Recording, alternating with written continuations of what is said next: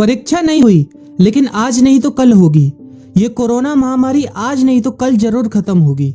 School colleges कभी ना खुलें, ऐसा नहीं होगा। अभ्यास करते रहोगे तो कोई पछतावा नहीं होगा।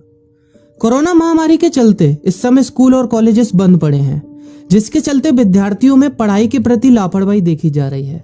इसी को देखते हुए से मुंबई के एक स्कूल में हमारे पुराणों में लिखित एक कहानी सुनाई गई और विद्यार्थियों को इस कहानी के जरिए एक मैसेज दिया गया, एक सलाह दी गई।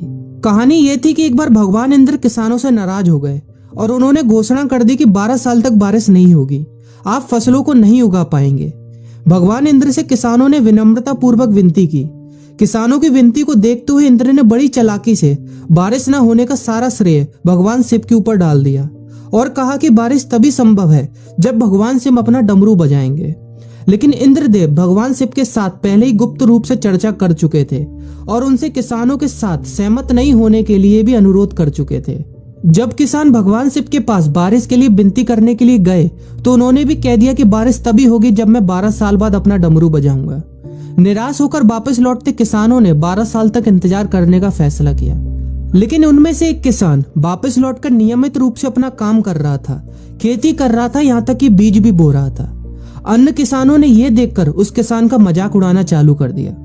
कुछ किसानों ने उससे पूछा भी कि आप अपना समय और ऊर्जा क्यों बर्बाद कर रहे हैं, जबकि आप जानते हैं कि 12 साल तक बारिश नहीं होने वाली। उस किसान ने जवाब दिया कि मुझे पता है कि बारिश के बिना मेरी फसल नहीं आएगी, लेकिन मैं ये सब केवल अभ्यास के रूप में कर रहा हूँ। 12 साल बाद मैं फसलों को उगाने और खेतों में काम करने की प्रतिक्रिया को भूल जाऊंगा। शरीर की काम करने की आदत छूट जाएगी और शरीर आलस का शिकार हो जाएगा। इसलिए मैं अभ्यास करता रहता हूँ कि जब 12 साल बाद बारिश होगी तो मुझे काम करने में मुश्किल नहीं होगी। जब इस किसान की ये बात पार्वती जी को पता चली तो उन्होंने भी चिंतित होकर शिव जी से कहा, आप भी 12 साल बाद डमरू बजाना भूल सकते हैं। यह सुनकर भगवान शिव भी चिंतित हो गए, इसलिए कहीं वो डमरू बजाना भूल तो नहीं गए, इसकी जांच करने की सोची और अपना डमरू उठाकर बजाने की कोशिश करने लगे। कोशिश करते हुए जैसे ही डमरू से आवाज आई वैसी बारिश होने लगी और जो किसान नियमित रूप से अपना काम कर रहा था उस किसान का खेत फसलों से हरा भरा हो गया। लेकिन बाकी सभी बारिश का इंतजार करते किसानों को पछतावा हुआ, क्योंकि उन्होंने अभ्यास करना भी छोड़ दिया था। इसी तरह 2 सप्ताह बाद, 2 महीने बाद या 2 साल बाद लॉकडाउन समाप्त हो जाएगा।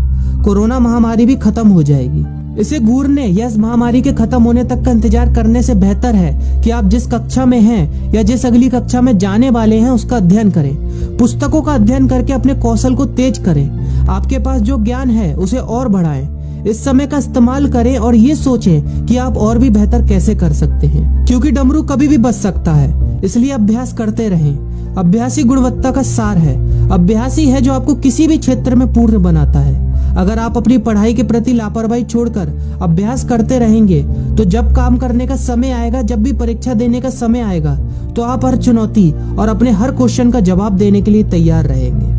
अपना ध्यान रखें और अपनों का ख्याल रखें, क्योंकि कोरोना भी गया नहीं है। घर पर ही रहने की कोशिश करें ताकि आप भी और अन्य भी सुरक्षित रहें और नियमित रूप से अभ्यास करते रहें, क्योंकि डमरू कभी भी बच सकता है। वीडियो अच्छी लगी हो तो वीडियो को लाइक और अपने फ्रेंड्स के साथ शेयर करना मत भूलिएगा। और अगर आप एक पेरेंट हैं तो आप भी अपने बच्चों के साथ इस वीडियो को शेयर करना मत भूलिएगा।